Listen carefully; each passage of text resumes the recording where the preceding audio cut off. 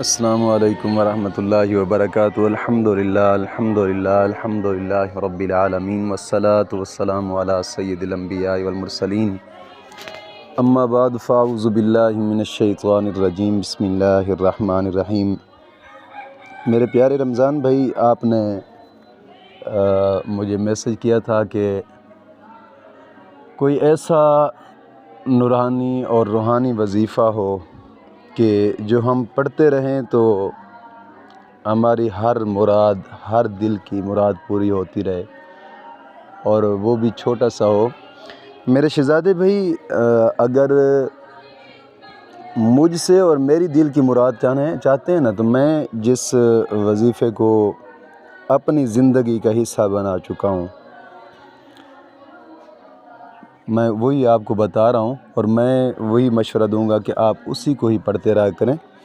ایک درود پاک ہے، اللہم صلی علی سیدنا محمد وعلی آل سیدنا محمد صلاۃ تنجینا بہا من جمیع الاحوال والآفات وتقضی لنا بہا جمیع الحاجات وتطہرنا بہا من جمیع السیئات وترفعنا بها عندك أعلى الدرجات وتبلغنا بها أقصى الغايات من جميع الخيرات في الحياة وبعد الممات، إنك مجيب الدعوات ورافع الدرجات ويا قاضي الحاجات ويا كافي المهمات ويا دافع البليات ويا حل المشكلات، أغثني أغثني أغثني يا إلهي إنك على كل شيء قدير۔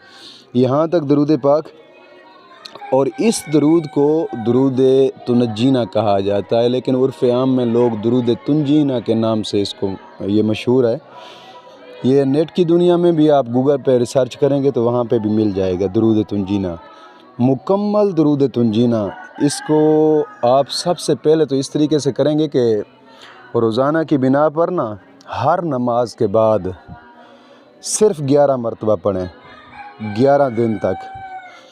اس کے بعد تو امید ہے کہ یہ آپ کو زبانی بھی یاد ہو جائے گا۔ جیسے زبانی یاد ہو جائے، پھر اس کو جو بھی آپ کے دل کی مراد ہو، اس مراد کو دل میں لے کر اس کو اٹھتے بیٹھتے چلتے پھرتے پڑھنا شروع کر دیں۔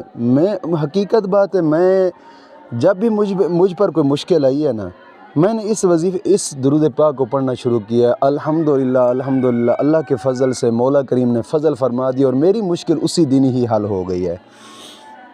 میں جب بھی چاہتا ہوں میری ایک دن ہی میں مشکل حل ہو جاتی ہے، الحمدللہ۔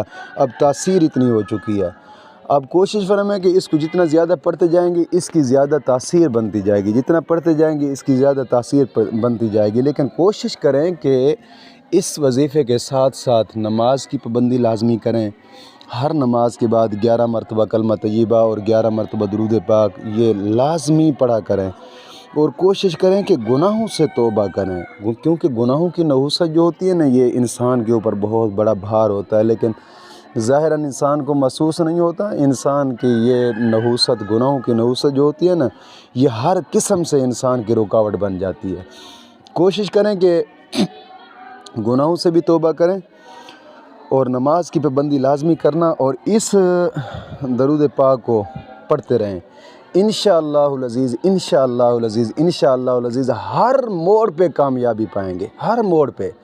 کوشش کرنا، یہ صرف ایک مرتبہ اس کو کر کے دیکھیں، شروع کریں، انشاءاللہ العزیز مشکلات خود بخود حل ہوتی جائیں گی انشاءاللہ العزیز۔